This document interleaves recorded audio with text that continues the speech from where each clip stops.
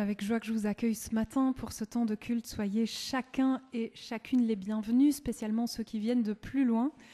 Sentez-vous chez vous et on va commencer ce culte par la lecture d'un verset. Venez à moi, vous tous qui êtes fatigués et chargés, et je vous donnerai du repos. Une parole du Seigneur. À nous qui sommes en marche, le Seigneur nous invite à déposer nos sacs à dos, le temps d'une halte. Nos sacs sont peut-être lourds ou légers, mais puissions-nous lui confier les pierres que nous transportons, lui déposer une à une ce matin. Et je voudrais, pour commencer ce culte, vous inviter à prier.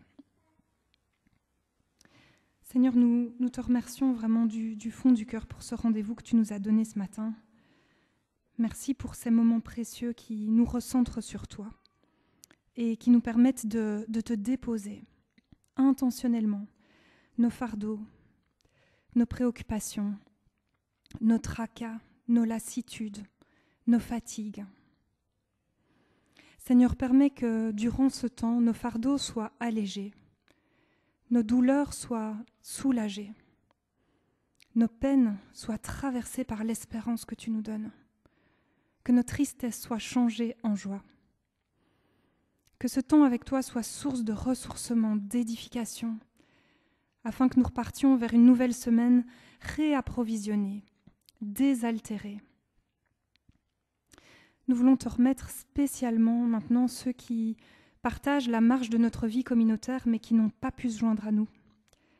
Donne du repos, du répit, ta guérison, ta consolation aux malades et aux épuisés. Dans le nom de Jésus-Christ. Amen. Je vous invite à un premier chant et on peut se lever si c'est possible.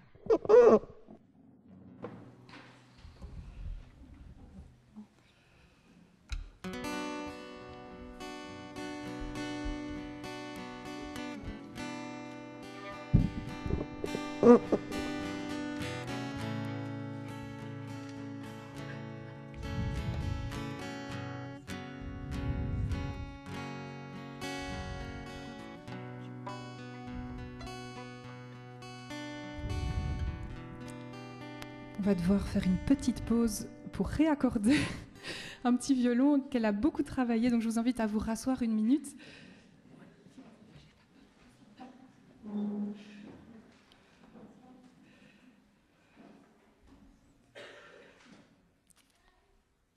Et que ceux qui viennent d'arriver se sentent aussi les bienvenus.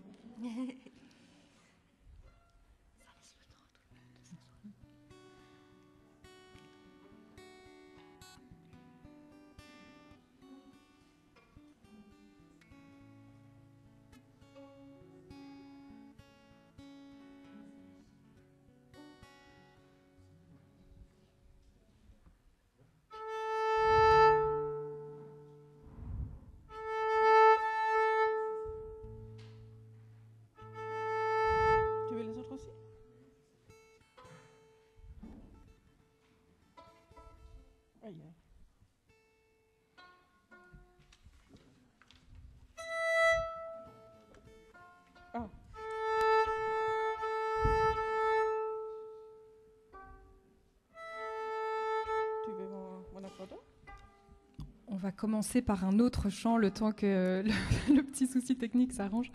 On va commencer par Dieu Tout-Puissant.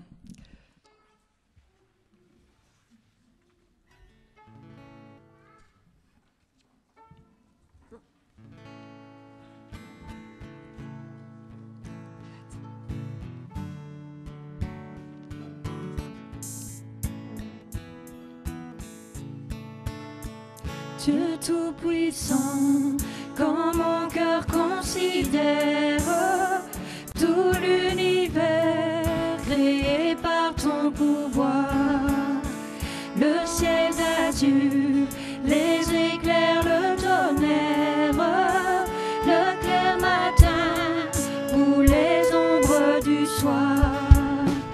De tout mon être, alors s'élève un chant. Dieu Tout-Puissant, que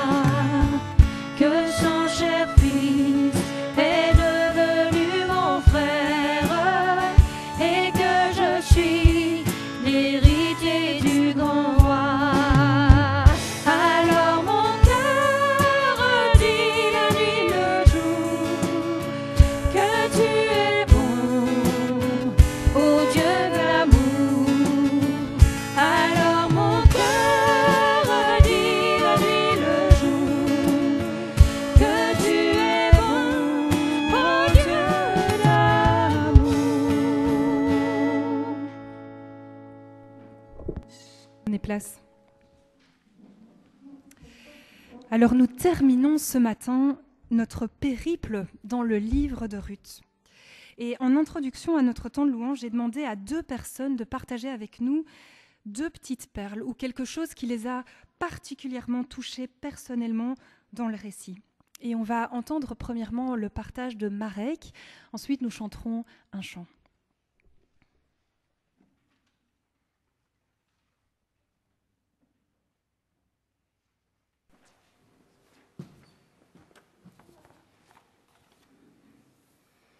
Donc, comme Audrey vient de le dire, elle m'a demandé de vous dire un petit mot au sujet de ce qui m'avait frappé dans l'histoire de Ruth. Tout au début, le séjour en Moab est évoqué extrêmement brièvement. Il n'y a que 2 versets pour signaler le mariage des fils de Noémie, la durée de leur séjour, une dizaine d'années, et le décès des fils. Et en lisant les versets suivants, je me suis dit qu'au cours de ces 10 années, Noémie a dû parler de Dieu à ses belles-filles.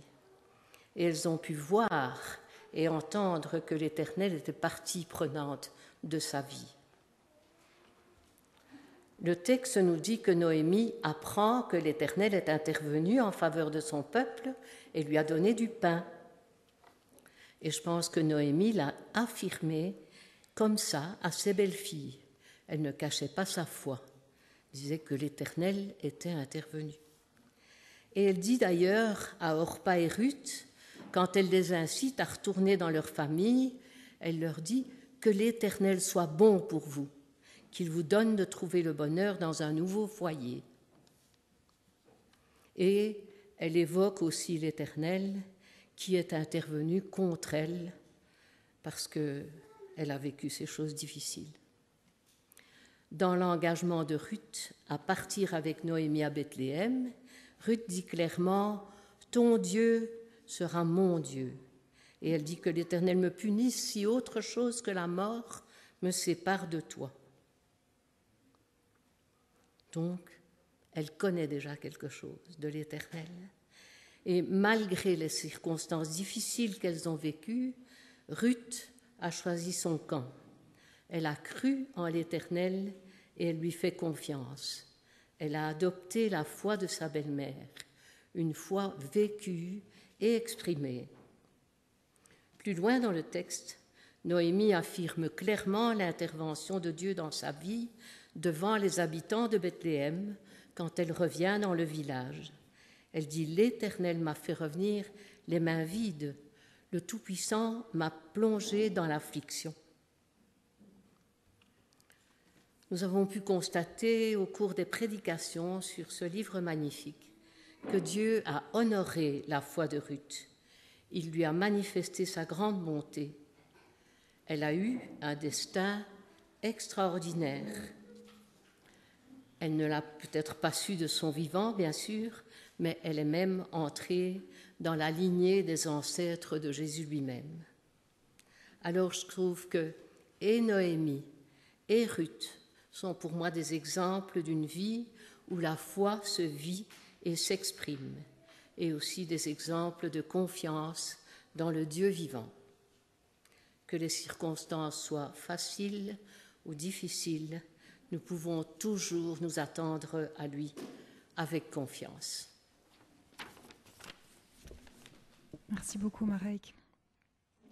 Alors, on va se relever pour chanter « Nous nous tournons vers toi ». Et les enfants, vous pouvez encore rester un petit peu avec nous.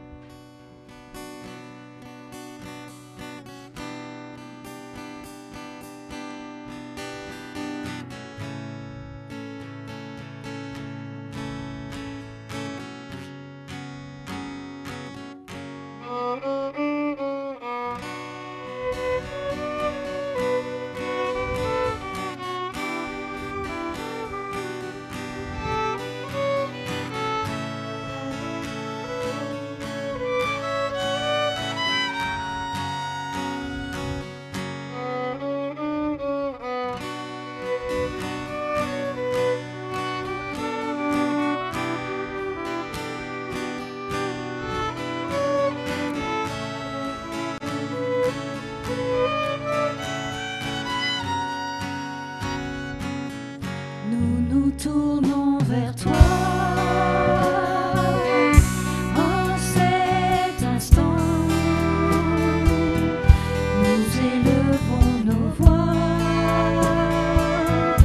en t'adorant. Nous laissons sans regret ce monde fou pour retrouver la paix à genoux, car tu es le seul digne de recevoir l'honneur et la gloire, l'adoration,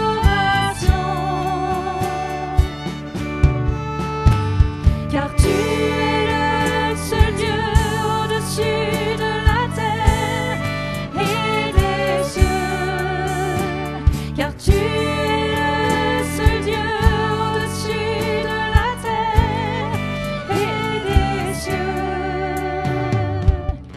Nous t'apportons nos dons pour t'adorer, crier, chanter, danser, pour t'honorer. Nous exprimons la joie d'être avec toi. Nous proclamons ton nom avec foi. Oh, car tu es le seul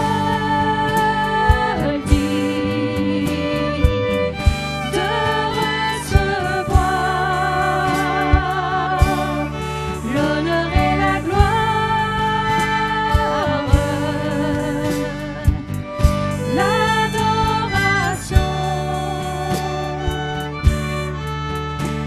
car tu es le seul Dieu au-dessus de la terre et des cieux, car tu es le seul Dieu au-dessus de la terre et des cieux.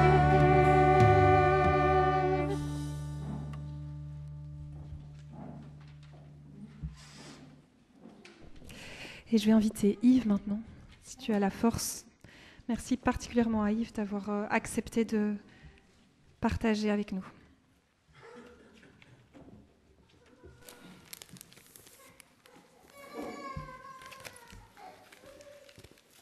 Bonjour à tous. Alors j'ai d'abord pris une citation d'Emmanuel Schmitt qui me tient à cœur.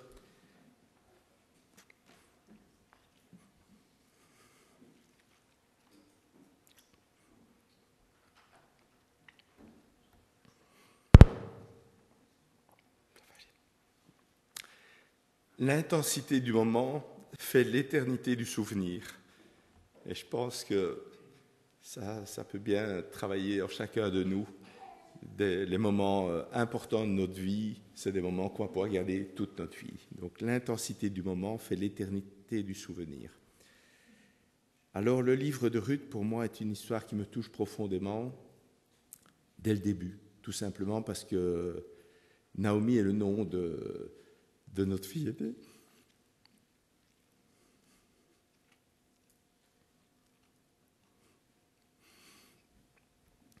Naomi veut dire ma gracieuse, ma douceur. C'est un très joli prénom qui donne déjà toute une dimension qui est jolie. Voilà. Lorsque le livre de Ruth commence à raconter l'histoire de Noémie, je suis frappé par, effectivement, comme Marek, par les 5 premiers versets qui sont très courts, où très rapidement elle perd Marie, ses 2 enfants, et 10 ans s'écoulent et on passe ça comme si rien n'y était. Et j'avoue que moi, dans tout ce que, quand je lis, j'ai difficile de réaliser la notion de temps, tellement c'est lu en 2 minutes, mais il y a 10 ans qui sont passés. Alors dans l'Ancien Testament, souvent la signification de leur nom a souvent une signification qui est plus un témoignage de leur vie. Et pour moi, ça donne des fois l'impression d'une histoire un peu inventée, un peu une histoire irréelle, or qu'ici, c'est bien une histoire bien réelle. Mais c'est important de penser aussi à ce côté littéraire, comment on écrit en poésie, tout ça, tout ce côté-là qui redonne quelque chose aussi au texte qui est intéressant. Dans les deuxième verset, l'homme s'appelait Émimélec, ce qui signifie « mon Dieu est roi ». Sa femme Naomi, ce qui signifie « ma gracieuse ». Ses deux fils, Malon, ce qui signifie « maladie », Kilion, ce qui signifie « épuisement ». Alors, les deux fils épousèrent deux Moabites. Une s'appelait Orpa, ce qui signifie « volte-face », l'autre Ruth, qui signifie « compagne », et ils demeurent une dizaine d'années ensemble. Alors, si on considère le nom d'Émimélec comme « mon Dieu est roi » et Naomi comme « ma gracieuse », en pensant à ce que je vous ai dit au début de mon introduction, on se dit tout va bien se passer pour eux. Il n'y a pas de raison que ça se passe mal. Par contre, pour les deux fils, Malon qui veut dire maladie, Kilon qui veut dire épuisement, là tout semble un peu mal barré quand même.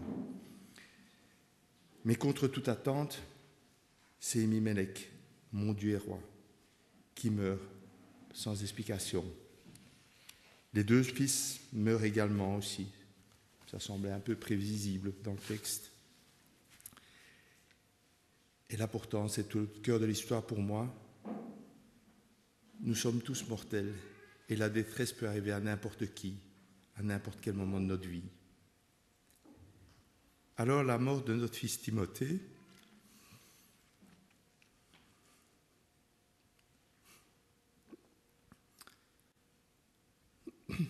nous avons été submergés par une douleur inexplicable. Rien ne pouvait laisser présager à une fin aussi tragique. Timothée, dont le nom veut dire valeur, estime, honneur de Dieu, avait 33 ans et pourtant la maladie ne lui a laissé aucune chance. Je reviens dans le texte. La douleur de Noémie me semble si vivante désormais, tout comme la souffrance de Ruth et d'Orpa, dont l'intensité est impossible à décrire, tellement elle est personnelle. Il m'est impossible de lire le livre de Ruth sans me sentir totalement solidaire. Ma vision du monde est que le monde est semblable à un grand jeu de dominos, où chaque être humain est solidaire des choix des autres. Les avancées techniques, médicales, la réussite, mais aussi la maladie, les guerres, la soif de dominer l'autre, tout interagit entre les hommes. Tout cela me pousse à une question sur cette idée d'un Dieu personnel qui agirait dans nos vies à chaque instant, à chaque demande, immédiatement. Alors où est ce Dieu ? Comme Noémie au verset 20, elle dit « Ne m'appelez plus Noémie, ma gracieuse, mais appelez-moi Mara, amertume, car le Tout-Puissant m'a rempli d'amertume. » C'est une réaction possible face à la mort, face à la souffrance, d'accuser Dieu. Noémie, ma gracieuse, est devenue Mara, à cause des épreuves douloureuses de sa vie. Mais je crois que Naomi est juste cachée un petit peu derrière Mara par la tristesse, mais elle est toujours bien là. Et je mets ma confiance en Dieu, mais aussi en les outils qu'il a à sa portée, qui sont les hommes et les femmes, qui sont vous et moi, pour que petit à petit Mara soit de nouveau effacée par Noémie, par l'amour de Dieu, par sa grande capacité à nous aimer. Et je sais que ça prendra du temps. On ne sait pas combien de temps, mais j'ai confiance en ça.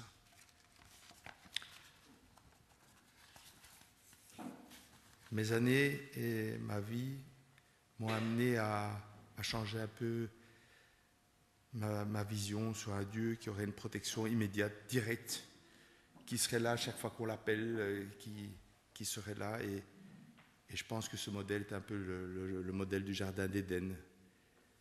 Alors que ce jardin existait ou pas, la réalité est bien là. Je crois en la présence de Dieu et je crois en un Dieu qui est vraiment là pour nous. Et la vie auprès de Dieu, dans ce jardin d'Éden, doit vraiment être belle. Et je pense que c'est normal qu'on y rêve tous. Mais pour l'instant, on est dans le monde. Et dans le monde, tout veut être maître de sa vie, et moi le premier. Pour ma part, je continue à découvrir que Dieu agit souvent à travers les personnes. Et c'est ce qui m'émerveille de voir cet amour, qu'il me rappelle aussi qu'il n'y a qu'un Créateur, qui donne à chacun l'amour pour que nous puissions à notre tour donner notre amour aux autres. N'oublions pas, c'est gratuit. Mais gratuit veut dire juste qu'il n'y a pas de condition pour le recevoir et donc ça ne coûte rien. Et souvent on oublie ce côté gratuit. Et je crois que je vais avoir une image qui devrait vous parler. Jésus a donné gratuitement sa vie pour nous. Je pense que ça avait un coût. Donc, nous avons le pouvoir de donner gratuitement l'amour aux autres. Ce n'est pas pour autant que ça ne nous coûte rien, mais faisons-le. On l'a reçu aussi. Je crois en un Dieu qui aime, qui sauve tout homme de lui-même par amour et pour l'éternité. Oui, nous sommes tous solidaires des choix des autres et de nos choix. Oui, nous sommes au bénéfice de votre amour pour notre famille. Oui, je crois que Dieu a bien un projet pour chacun de nous, être de véritables témoins de son amour en partageant afin que tous soient au bénéfice de cette grâce. Je veux continuer à croire que l'essentiel est d'apprendre à vivre ensemble, en harmonie, et c'est le plus beau cadeau qu'on puisse faire à Dieu, mais aux hommes. Alors oui, je veux me réjouir de vos réussites, de vos joies, de vos moments de plaisir. Je veux aussi être là pendant vos moments de douleur. Si on croit à un Dieu créateur de l'univers, il n'y a pas un seul homme qui ne soit enfant de Dieu. Soyons convaincus de cela, afin que nous puissions faire un bout de chemin avec l'autre, sans vouloir le changer, mais l'aimer parce qu'il est semblable à moi. Un Dieu qui écoute et répond en douceur, sans pression, quand c'est son moment, par amour, et non parce que heureusement on lui a demandé. Je pense à un Dieu souverain qui n'a pas besoin de nous. Mais je crois que le monde continuera à tourner avec ou sans nous. Un Dieu qui est un père qui rêve d'une relation avec ses enfants. Et pour moi, c'est une image tellement forte.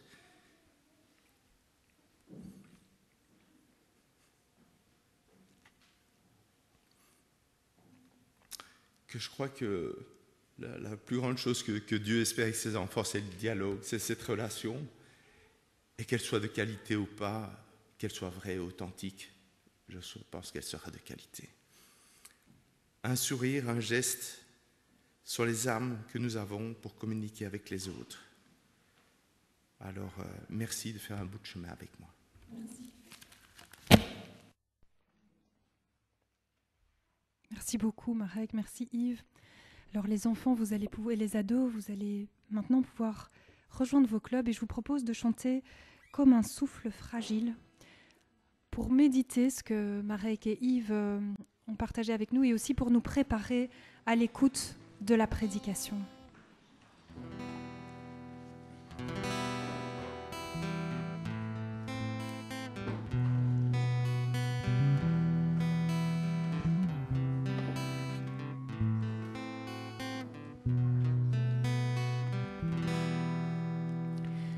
Comme un souffle fragile, ta parole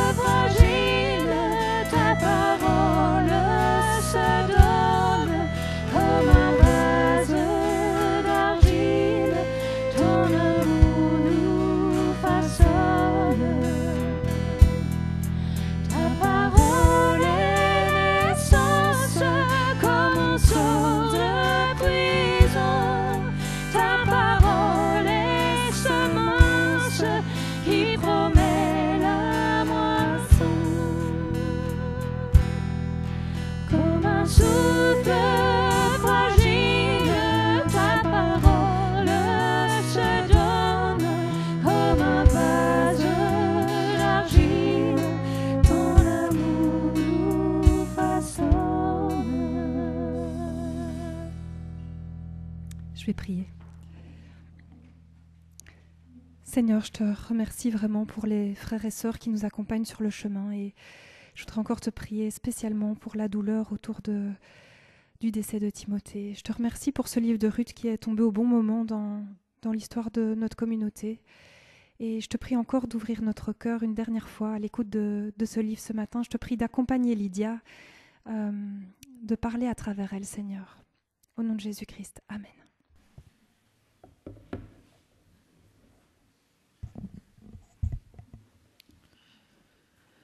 Déjà, le dernier épisode de notre saison Ruth, la grande histoire de Dieu.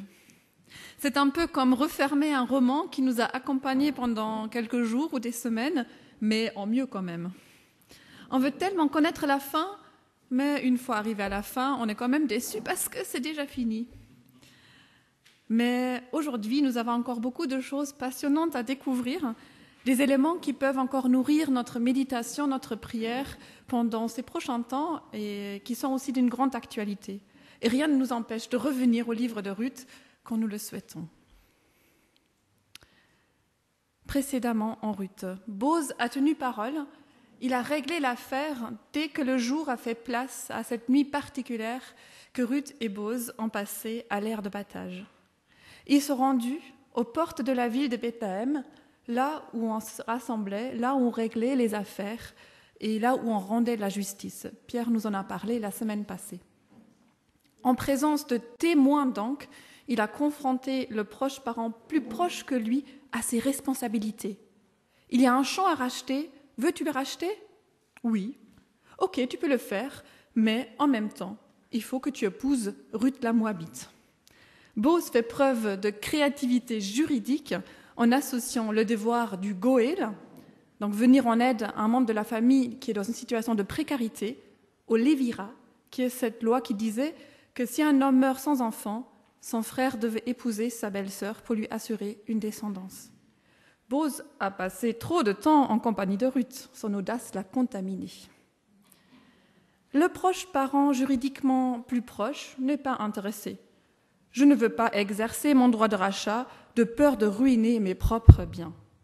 Il n'est pas question que les enfants de cette étrangère-là héritent des parties du champ. Tout va bien pour nos amis. Boz n'a pas perdu son âme sœur. Prendre soin d'elle, c'est tout ce qu'il voulait. Il n'y a plus d'obstacles. Boz peut enfin épouser Ruth. Et Claude va lire pour nous l'épilogue du livre de Ruth.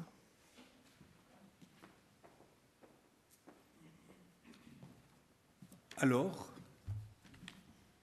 Boz prit Ruth comme épouse. Elle devint sa femme. Il s'unit à elle et le Seigneur lui donna d'être enceinte et elle donna naissance à un fils. Les femmes de Bethléem dirent à Noémie « Mais béni est le Seigneur qui aujourd'hui ne t'a pas fait manquer d'un Goël. Son nom sera proclamé en Israël. Il te redonne la force de vivre.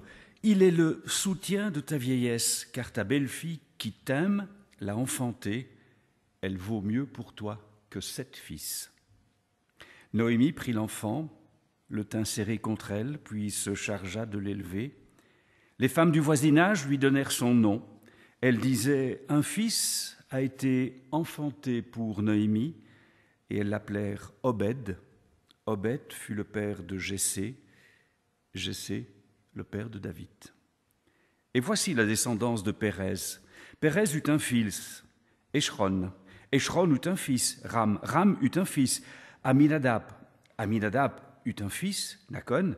Nakon eut un fils, Salma. Salma eut un fils, Boz. Boz eut un fils, Obed. Obed eut un fils, et Jessé eut un fils, David.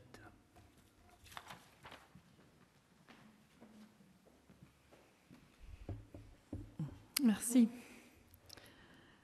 Un Dieu pas si caché que cela.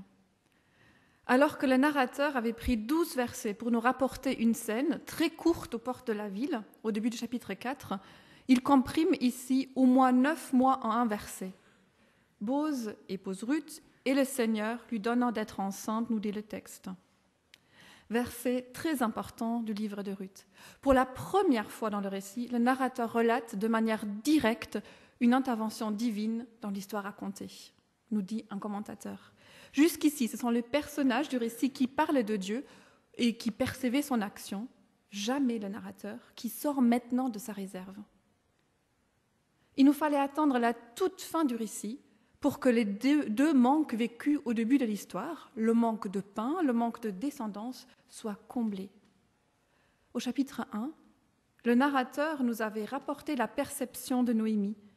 Noémie avait entendu dans la campagne de Moab que le Seigneur avait visité son peuple pour lui donner du pain. Maintenant, nous apprenons que le Seigneur donna à Ruth d'être enceinte. Les 2 fois, celui à qui a attribué l'action en vue de combler le manque est Dieu. Un Dieu qui donne, un Dieu généreux, qui passe par des êtres humains, ici par Bose et Ruth, pour que son don ait effectivement lieu. Un Dieu pas si caché que ça finalement. Un Dieu bien présent dans son action directe, mais surtout, comme on l'a vu, dans son action indirecte à travers les personnages qui font preuve de bonté, de sagesse, de générosité tout au long du livre. Et Dieu intervient en quelque sorte en dernier, nous laissant tout le champ libre pour assumer notre responsabilité. C'est quand les personnes ont pris soin les uns des autres que Dieu intervient. Ce sont des gens centrés sur Dieu qui incitent Dieu à se montrer. Quelle humilité de la part de Dieu et quelle confiance il nous fait. C'est cela que je trouve si beau et parfois aussi si déroutant.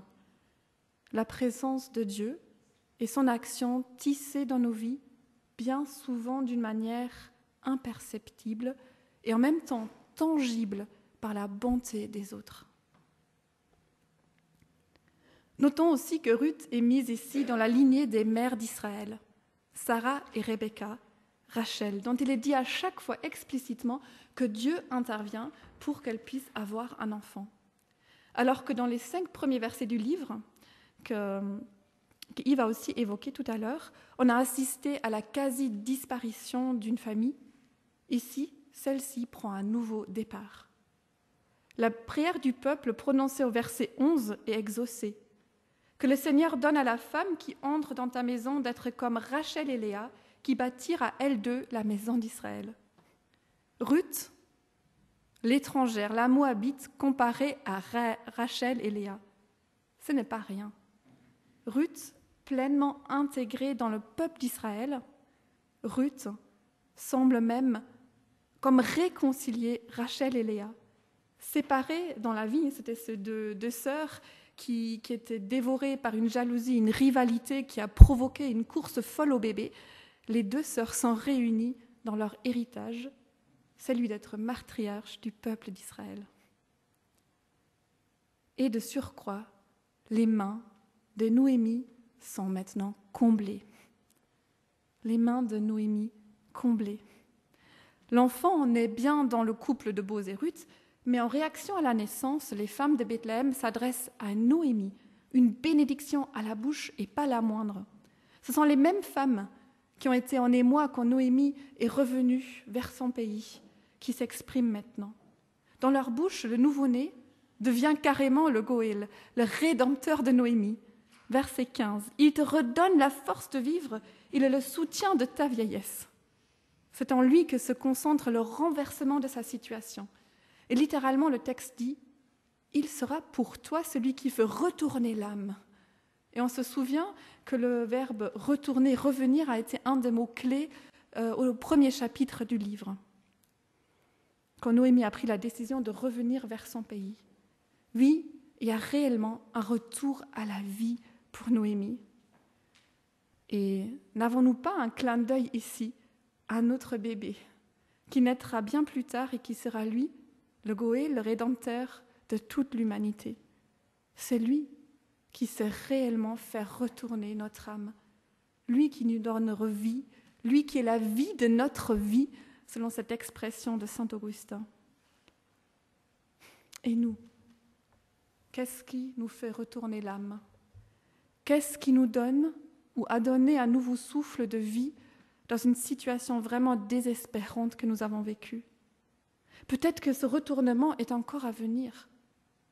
Alors nous pouvons en faire une prière. Seigneur, fais retourner mon âme à la vie. S'il te plaît, je m'attends à toi. Noémie, ma gracieuse, se croyant vide, l'âme blessée par les pertes horribles qu'elle a subies, si courbée par le chagrin qu'elle se nomme elle-même Mara l'affligée, reçoit une nouvelle vie. Celle qui pense ne plus pouvoir avoir d'enfants ou du moins de descendance reçoit un cadeau immense. Obed sur ses genoux. Certains commentateurs ont pensé que le geste de tenir le bébé serré contre elle, littéralement de le poser sur son sein, pourrait être un geste d'adoption. Mais l'autre interprétation me semble davantage plausible, comprenant le geste de Noémie comme son accueil personnel de l'enfant et son engagement à son égard. Elle en devient la gardienne plutôt que la nourrice. Noémie prend donc en charge l'enfant qui veillera sur elle lorsqu'elle avancera dans le grand âge.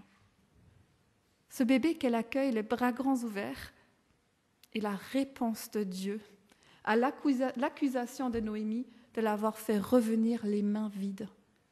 Dieu n'avait pas répondu à cela, mais maintenant, ce bébé est sa réponse. Car ta belle-fille qui t'aime, l'a enfantée, elle vaut mieux pour toi que 7 fils. Continuent les femmes. Quelle déclaration touchante. Ta belle-fille qui t'aime. La bonté, l'amour de Ruth ont été visibles aux yeux de tout le monde.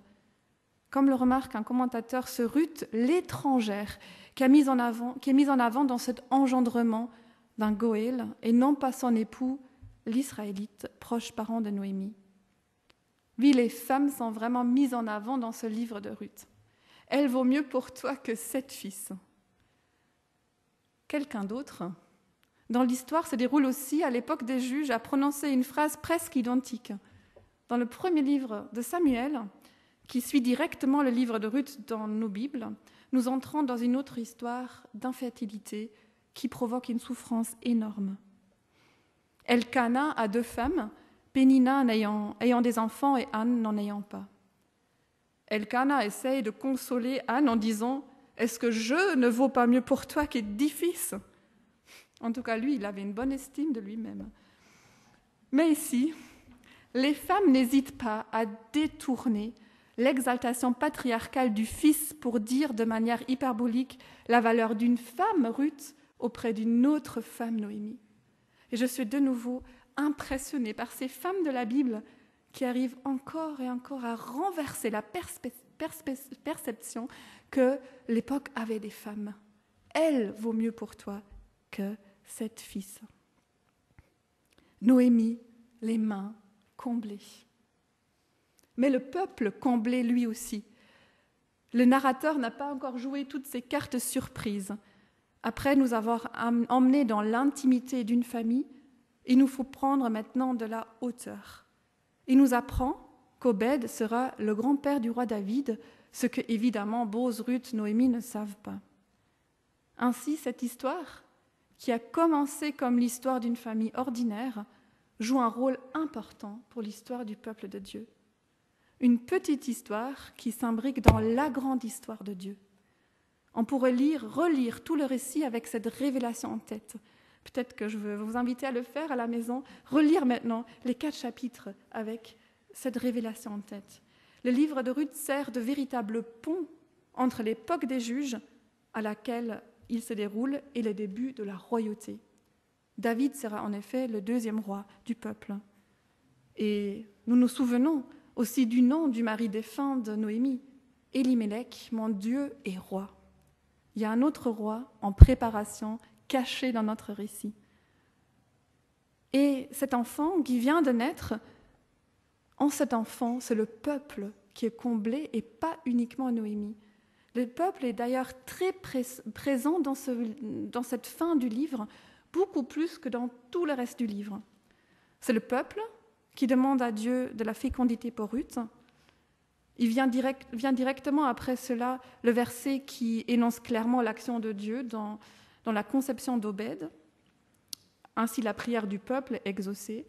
Et tout de suite après, les femmes de Bethléem prennent la parole en louant Dieu pour la naissance. C'est très remarquable. Ce sont les femmes de Bethléem qui vont donner un nom à Obed et non pas sa mère ou son père. Le plus souvent, c'était la mère ou le père. Obed, qui veut dire celui qui sert. Faisant à la fois penser à l'attitude de Ruth envers Noémie, l'attitude de Boz envers Ruth et Noémie, et aussi au rôle que Obed jouera lui-même dans la vie de Noémie quand il prendra soin d'elle dans sa vieillesse. Oui, faire preuve de bonté est une manière de servir les autres. C'est vraiment l'histoire d'une famille ordinaire qui s'imbrique dans la grande histoire. Comme nos vies aussi. Dieu tresse son histoire avec les grandes et les petites décisions de nos vies. Et cette grande histoire est autant la sienne que la nôtre.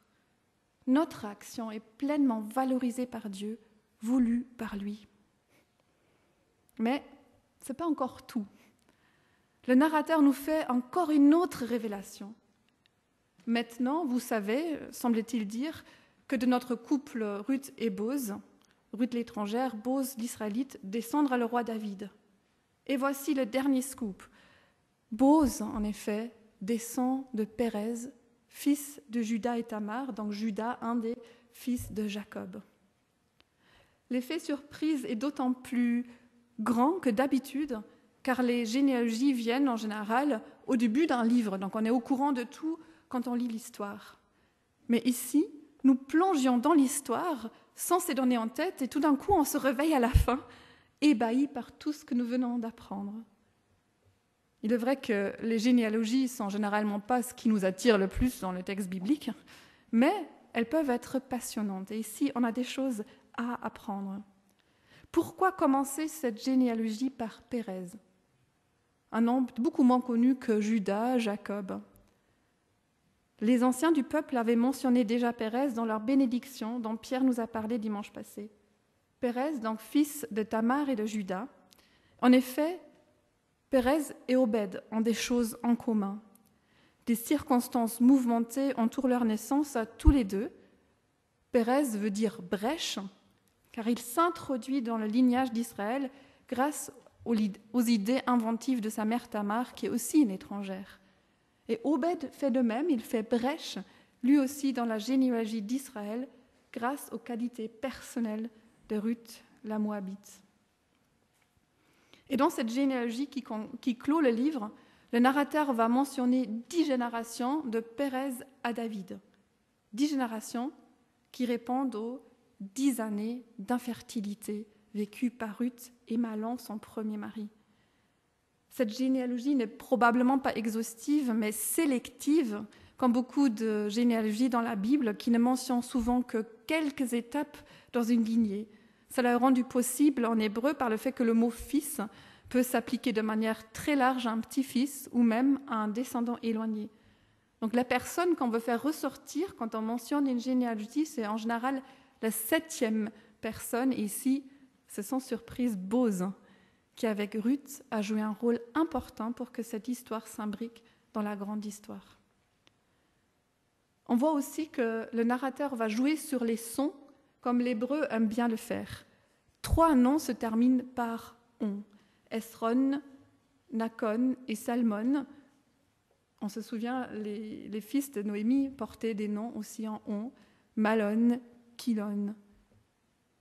Et un autre nom « on » est présent dans notre court texte, celui de grossesse en hébreu. Donc à travers les sons, cette généalogie va nous faire revisiter encore l'ensemble du récit. Et nous allons retrouver Ruth et Tamar dans la lignée de Jésus, dans l'évangile de Matthieu, qui va d'ailleurs reprendre cette généalogie de Ruth et la prolonger de part et d'autre. Tamar et Ruth, 2 étrangères mentionnées, avec 2 étrangères dans la généalogie de Jésus, Rahab et Bathsheba. Matthieu veut clairement montrer, et ça va se confirmer tout au long de son évangile, que Jésus est venu pour tout un chacun, que son message d'espoir concerne tout le monde. Et ça va nous amener à peut-être à la thématique la plus importante de tout le livre de Ruth. Quelle place pour les étrangers dans le peuple de Dieu? Noémie, les mains comblées, le peuple comblé lui aussi, et les étrangers comblés. Vraiment? Dans le livre de Ruth, les personnes qui ont manifesté en premier la bonté envers les autres, c'était 2 femmes étrangères. Noémie avait parlé explicitement de la bonté de ces belles filles envers elles. C'est leur bonté qui a été contagieuse, que leur bonté qui a été un effet de boule de neige, passant d'un personnage à l'autre de ce récit. Et ça, c'est pas anodin. Je ne résiste pas à parler d'un dernier lien entre le livre de Ruth et l'histoire du peuple d'Israël. Nous avons déjà dit que l'histoire de Ruth se déroule à l'époque des juges, mais nous n'avons pas encore parlé du moment où elle a été mise par écrit. Plusieurs spécialistes s'accordent aujourd'hui pour dire qu'elle a été écrite après l'exil, quand une partie de ceux qui ont été déportés à Babylone reviennent dans le pays d'Israël. C'est l'époque de Néhémie, d'Esdras, 2 livres, 2 personnages que nous trouvons dans l'Ancien Testament. Et à cette époque, il y a des tensions autour de la présence des étrangers qui sont là, et des questions ethniques préoccupent surtout la question des mariages mixtes entre des juifs et des femmes étrangères. On voit donc que le livre de Ruth apporte un éclairage dans ce débat-là en montrant qu'une femme moabite est l'ancêtre du roi David, qu'une femme moabite a fait le choix de s'attacher au vrai Dieu et que son choix, que sa bonté ont été approuvées par son voisinage, par le peuple et par Dieu lui-même. Et tout ceci nous concerne aujourd'hui. Cette thématique est d'une actualité criante. C'est notre humanité qui est en jeu. L'histoire de Ruth nous montre qu'il y a une place pour tout le monde dans le cœur de Dieu et que Dieu désire qu'il y ait une place pour tout le monde dans notre cœur aussi. Et il nous place devant cette responsabilité. Comment accueillons-nous l'autre, celui ou celle qui est en marge, parfois en marge ou carrément souvent en marge. Le livre de Ruth est ainsi à contre-courant des exclusivismes ethniques. Il le fait à la manière d'une histoire dont les personnages agissants parlent au désir beaucoup plus que tout concept et tout impératif. Oui, les concepts, les impératifs ont la raison d'être, mais je suis convaincue qu'ils ont souvent beaucoup moins de force pour nous mettre en mouvement qu'une histoire, qu'un récit qui touche au plus intime de nous-mêmes. Ce sont bien les histoires que nous nous racontons qui vont façonner notre manière de penser et même notre être. L'histoire de Ruth et de Boz est de celles qui font oser l'hospitalité comme l'expérience de la visite divine, dit un commentateur. Accueillir l'autre et faire l'expérience qu'en fait c'est Dieu qui nous visite.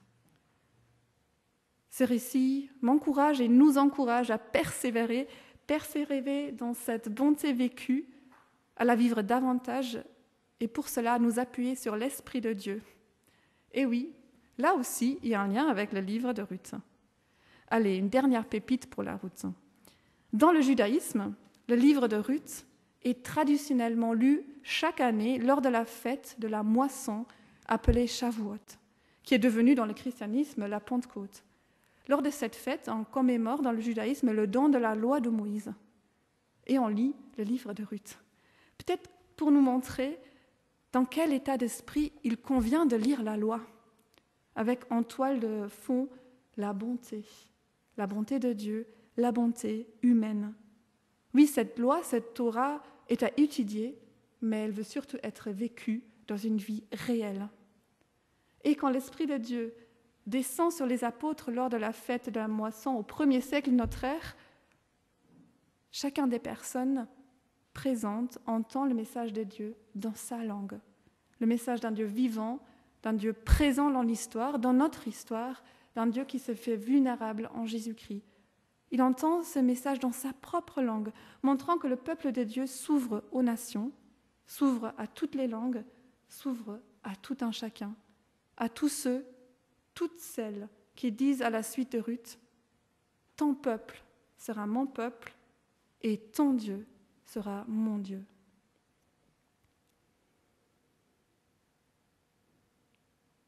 Notre histoire imbriquée dans ta grande histoire est tressée du même fil. La bonté d'un bout à l'autre multicolore et la fidélité comme fileuse habile. Dans ton cœur, une place pour tout le monde, même celui différent de moi, qui me dérange parfois.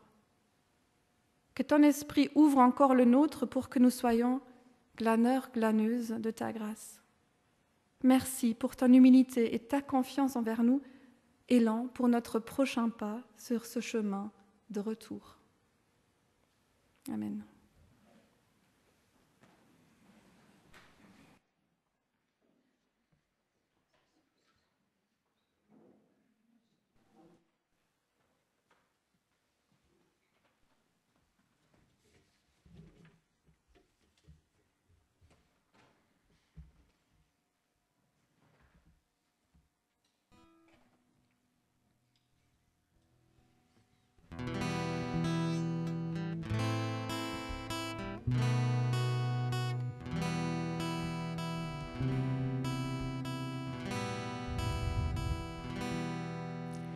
Comme un souffle fragile, ta parole se donne, comme un vase d'argile, ton amour nous façonne.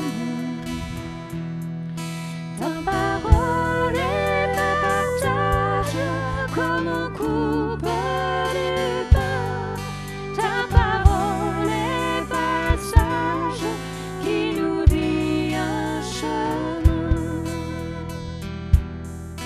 Comme un souffle fragile, ta parole se donne, comme un vase d'argile, ton amour nous façonne.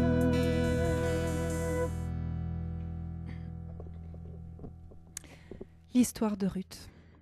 Un exemple magnifique de l'action de Dieu à travers l'histoire des hommes et son œuvre de rédemption à toutes les époques et sur toutes les générations. Souvenez-vous, dans l'Ancien Testament, Abraham et Lot, son neveu, avaient vu leur chemin se séparer. Le fils de Lot, Moab, était le fruit d'un inceste. Et les peuples moabites et israélites étaient devenus des ennemis jurés, au point que les Moabites étaient interdits de fréquenter l'Assemblée d'Israël. Lydia nous a montré comme ce récit de Ruth intègre une Moabite, appelée femme de valeur, source de bénédiction au peuple d'Israël. Et cela montre, et ça me touche beaucoup, l'intention permanente du Seigneur de restaurer ce qui est brisé, même jusqu'à nos généalogies. Avec Ruth et Boz et ce mariage, c'est Moab et Israël qui se voient offrir une nouvelle chance de relation, de reconstruction, de paix. Cette œuvre de rédemption, de restauration de l'histoire des hommes, elle a culminé dans le don de Jésus-Christ, notre Goël, notre Rédempteur, celui qui nous rachète, celui qui a droit de rachat. Et j'ai l'impression de mieux comprendre ça depuis qu'on a travaillé sur le livre de Ruth. Jésus-Christ rend cette œuvre de vie, de soins, de réparation du Dieu caché, pleinement visible. Je pense que cette histoire et cette image peut rejoindre aussi nos brisures familiales, nos brisures généalogiques. Il y a cette œuvre de restauration qui est à l'œuvre. Pendant qu'il mangeait, Jésus prit du pain. Et après avoir rendu grâce, il le rompit et le donna aux disciples en disant « Prenez, mangez, ceci est mon corps. » Il prit ensuite une coupe et après avoir rendu grâce, il la leur donna en disant « Buvez-en tous, car ceci est mon sang, le sang de l'alliance qui est répandu pour plusieurs pour la rémission des péchés. » Prendre ce pain, boire de ce jus de raisin, c'est accueillir cette vie, cette œuvre de restauration, de résurrection qui travaille à travers nos vies, à travers les générations, dans nos propres brisures personnelles et familiales. Je vous invite à prier avant de partager ce repas ensemble. Seigneur, merci parce que tu es un Dieu qui restaure, qui répare, qui relève. Merci pour l'ultime attestation de ton amour insondable par le don de Jésus-Christ. Merci pour sa vie, ses enseignements. Merci pour son sacrifice pour nous et merci infiniment pour sa résurrection que nous commémorons en prenant le pain et le jus de raisin et qui rappelle l'espérance puissante que nous expérimentons quand nous accueillons Jésus-Christ dans nos vies. Au nom de Jésus, Amen. J'invite les 3 personnes qui ont été désignées à faire circuler le pain et le jus de raisin.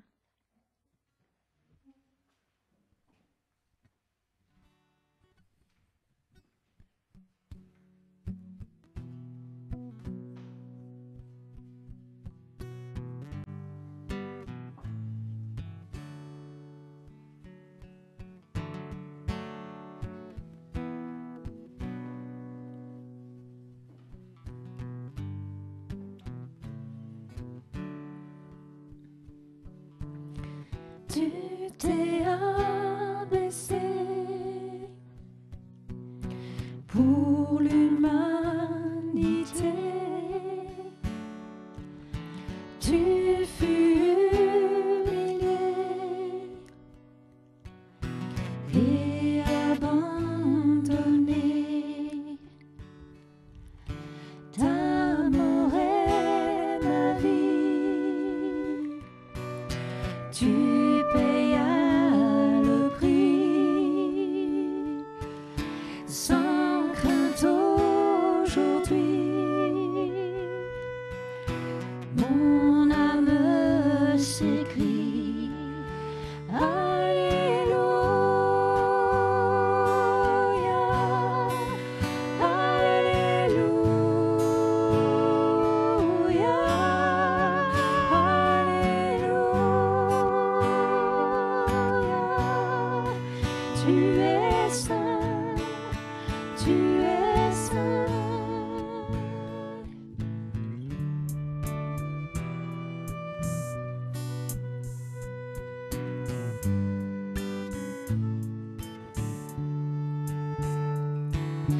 je suis à tes pieds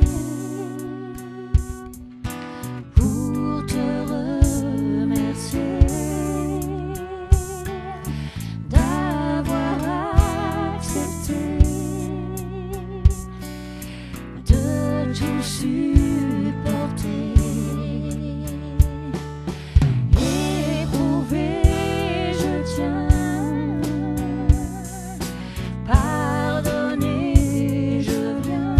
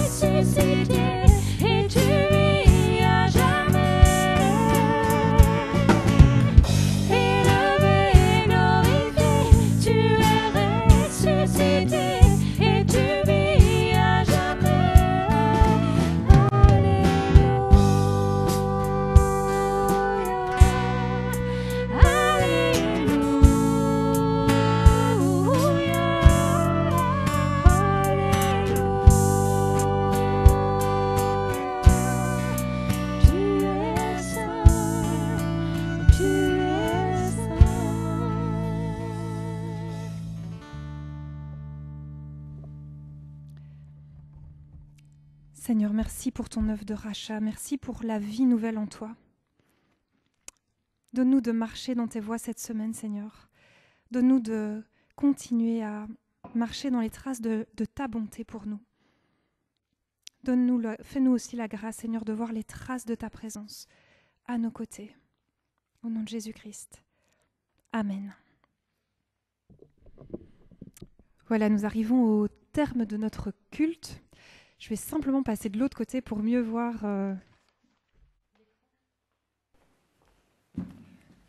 Voilà. Alors, après le culte, nous avons notre traditionnel moment de café après culte. Soyez tous les bienvenus. On peut même se mettre sur le porche, il y a un petit rayon de soleil. Et puis, vers 12h20, on se rassemble pour notre assemblée des membres qu'on démarrera à 12h30 pile. On va essayer que ça tienne dans 1 heure.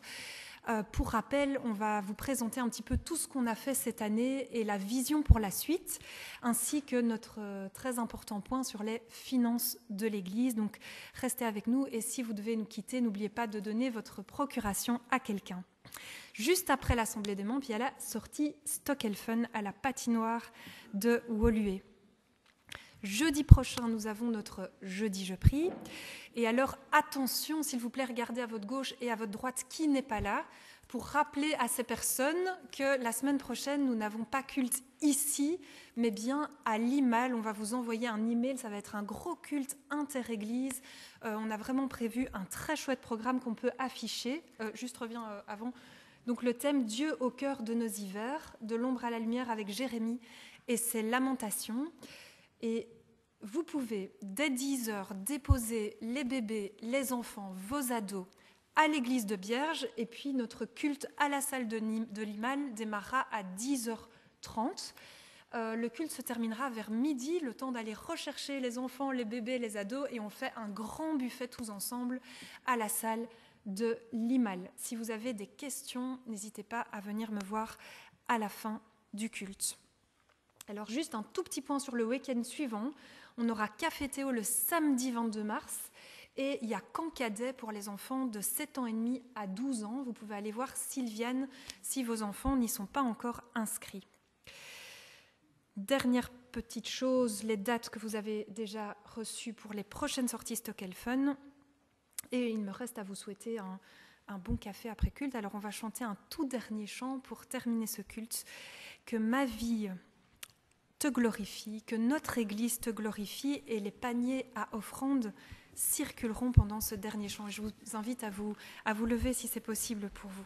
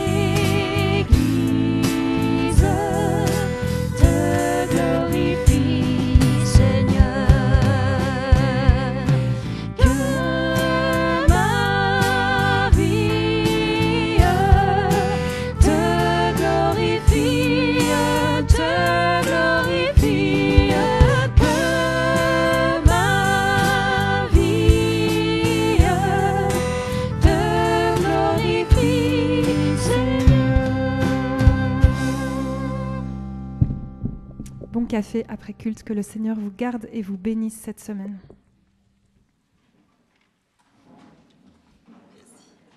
Merci.